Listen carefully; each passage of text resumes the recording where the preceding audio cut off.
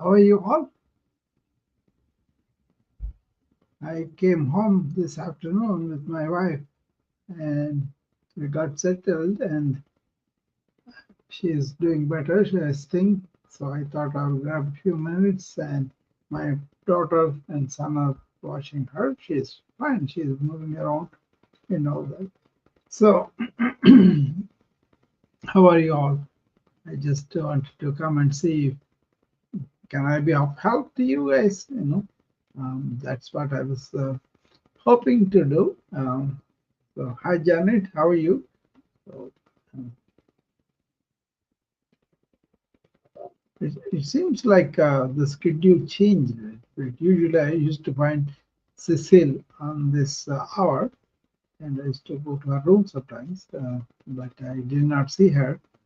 She sent me a message from England that she's in England, and she was glad to see me come on live or something. So that's nice of her. So things can hit us at any time in any life.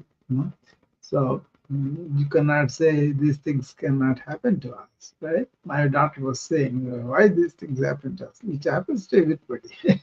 But the people feel that it is happening only to them. But we kind of came through it fine and we were able to take the appropriate action and appropriate surgeries and it's all kind of accident. It just happened because of the slippage of foot and then falling down and hitting the head and then having that hematoma. But then the hematoma has to be evacuated right away, so they did on the same day. And then they're planning follow-up in a week and all that.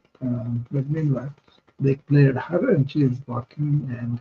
But when we told her to stay put for a week until the sutures everything come out, so she settled in the settled in the top uh, surgeons there and all that. So it is a very good service too. They are very nice. Everybody was very nice. Hello, Janet. Hello, Diana and Lexi. You have any questions for me or any uh, thing that you want to ask me? Please come up and we'll have a chat on that too. So,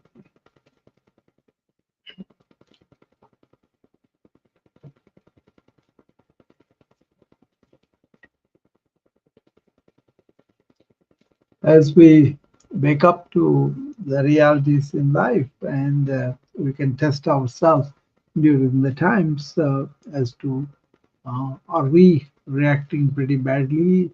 Are we mentally, you know, react so badly that we pay price for it? Or we can wanted to see what is presented and deal with it like you're perceiving something right now, and how can we really understand that and respond adequately. Don't have to push it around, don't have to postpone it, don't have to say I'm not going to pay attention to it, but uh, with inner balance. That is when you are not reacting pretty badly with inner balance. That is being in yoga, understanding the life, understanding things happen, and when they happen, how do we react to them? That's the second arrow theory of Buddha. I told you many times, right? So it's like a mirror. It shows us how how we are made up of, whether we have inner equanimity or not. So and things happen, that's like a mirror showing you how you are inside, right? And then suppose you are calm and quiet and cool and equanimous to good and bad, then you'll be able to handle the situations much more with poise. I think you all agree with that. So each situation, each challenge in life gives us that opportunity to have self-knowledge. That is the term that they use in ancient wisdom, self-knowledge. And there are cultures like in India, for thousands of years, they were invested in that self-knowledge. It's not knowledge that we have outward things. It's about knowledge of ourselves, how we are built, how we are uh, interacting with people, how we are, allowing our inner uh, passions, inner asanas, they call it tendencies to come out, right? And then looking at it, perceiving it as it is happening without any judgment, without any commentary, but then looking it as it is, and then acting on it with intelligence, right? So there were several questions like that for several sages. They talked about somebody coming and trying to hit you, and then what are you going to do? So your intelligence acts and then protects you from acting rationally, right?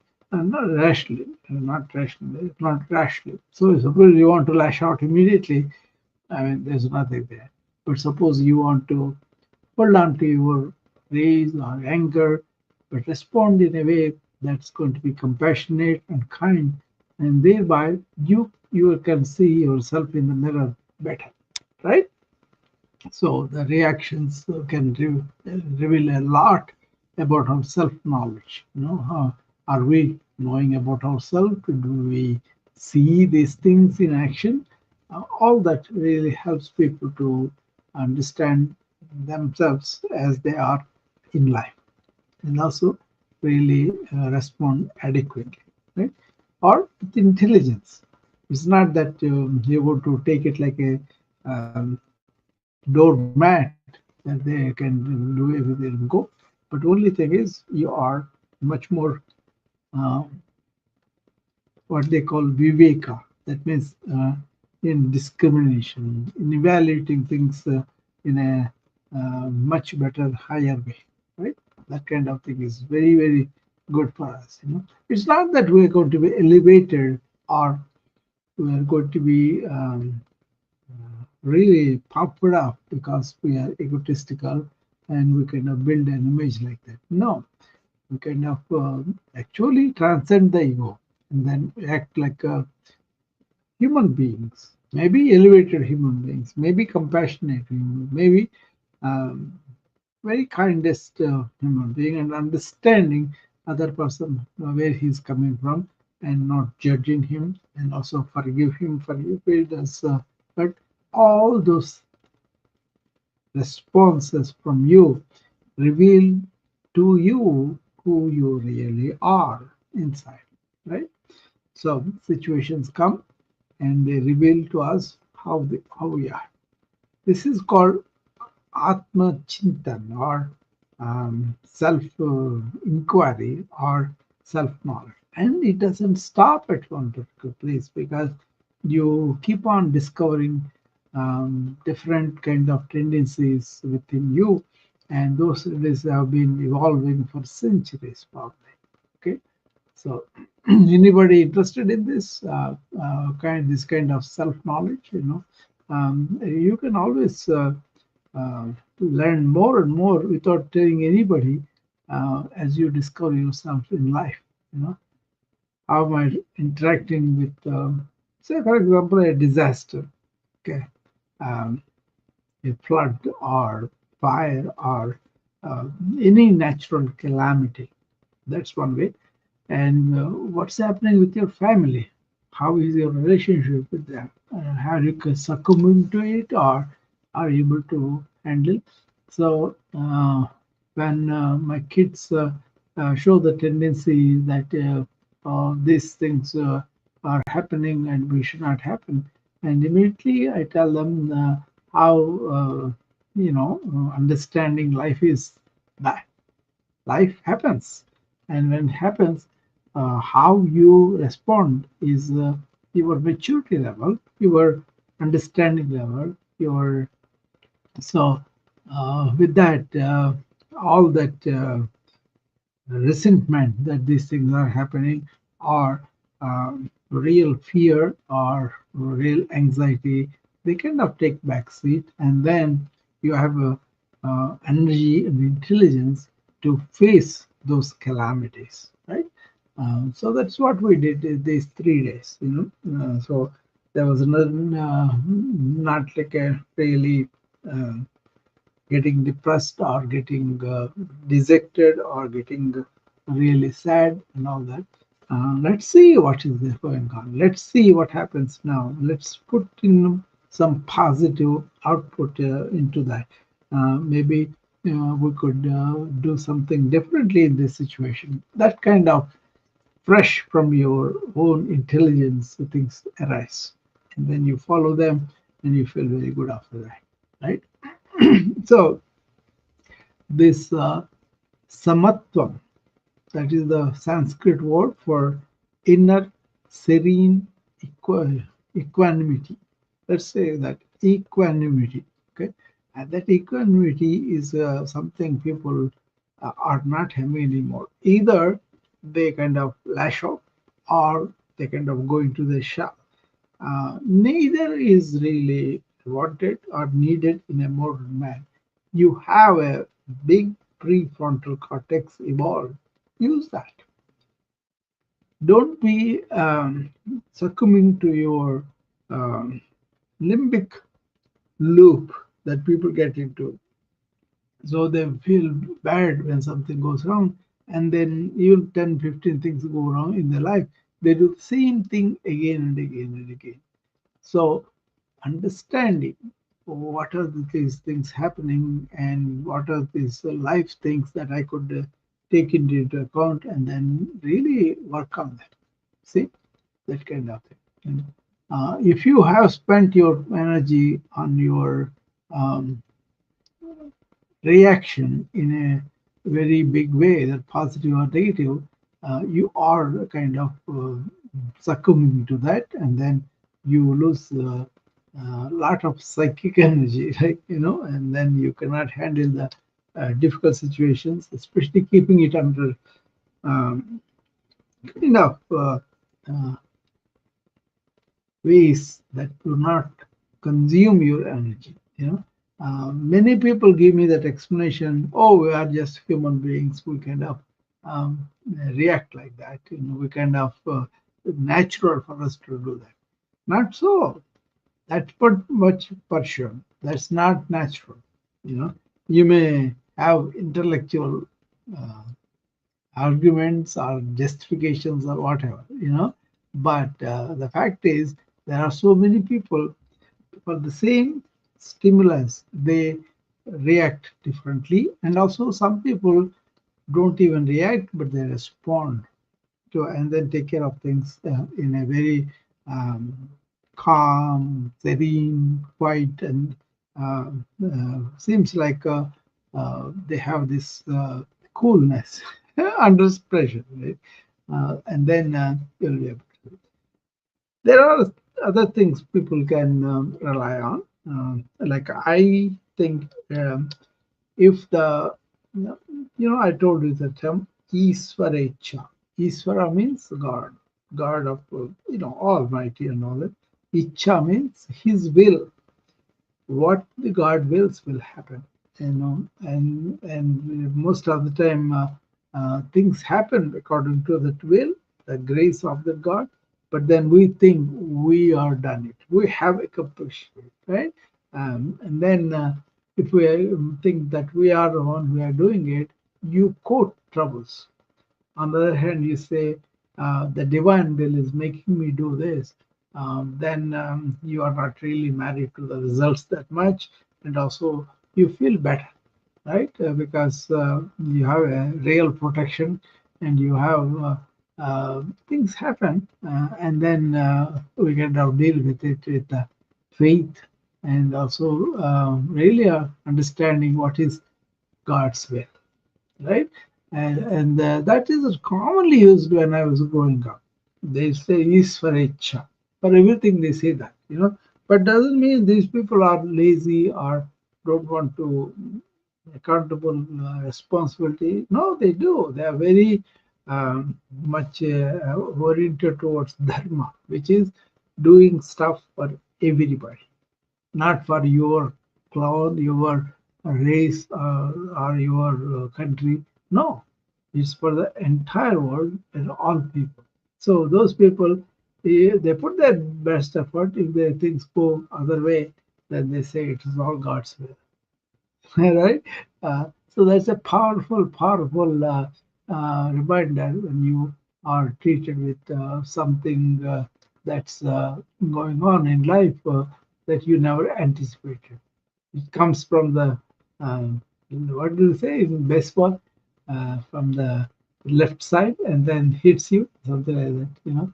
So there is colloquial wisdom, but there is also this will of our own saying that I should have done that, I should have done this, and then regret it after this happened, and also make ourselves miserable, right? And then we would be actually there is a chemical reaction happens when you are like that, and that chemical reaction is the one which is robbing your energy. And then when does it happen? When you are above those thoughts and everything that you're having, and something goes in your life. Okay, some anything may happen, right? So understand that, and then understand to study that, understand to change that, and then go and meet life.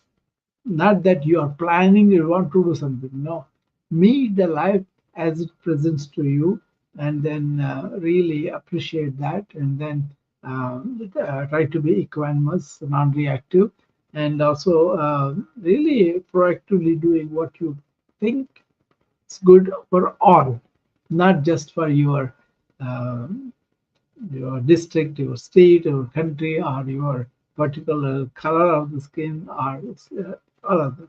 So people who are liberated like that inwardly and belonging to the entire world, they have this oneness of all, and they enjoy that very much. Hopefully, that I hope this makes sense to you what I'm talking about. And if you have any questions, you can come up and ask me all those, or send me DM. I'll be happy to answer.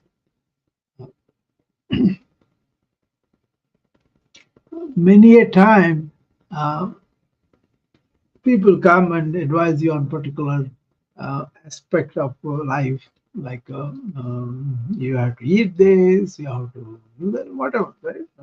Or you have to build your relationships like this, you have to write all those things in a journal, and so many things, people, so many times. But one thing I would like to hear is to encouraging people to find out their own thoughts, their own emotions, their own tendencies, their own limitations. Uh, they know that they get angry very quickly, very easily with a slight provocation. Then, are you really standing apart as the being and looking at the activity of the mind? I think many people don't have that separation. Body reaction and mind reacting to the body, and that happens. All the people are really doing that. Okay, so what is that you are going to do to really uh, be the observer or the witness of those reactions, and then um, review them, ponder over them, and then understand yourself much better. And with that power, you can go to any situation, perceive that situation, and look at your response to the situation, and what the intelligence tells you.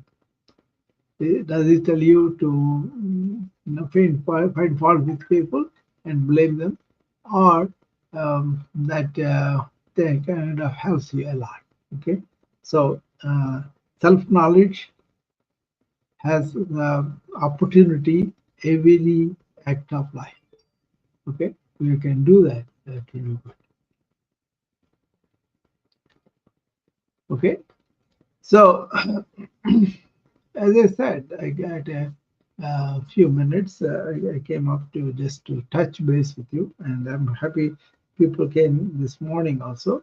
I was doing the morning routine from the hospital waiting room, but then people joined, and thankful for the people joined, and I try to charge their morning with the morning routine and go and conquer the work atmosphere.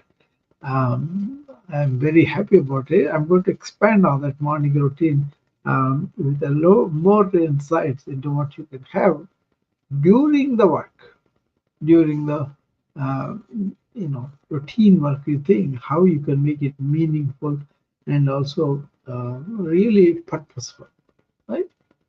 So look for that in the morning, and we will talk about how we can make our dressing, our way of presentation, our way of really helping other people. All can morphosize if you really understand that you are not just this body and mind, but you are the uh, uh, all the things that we think we are the person, we are the ego, and all those are gone.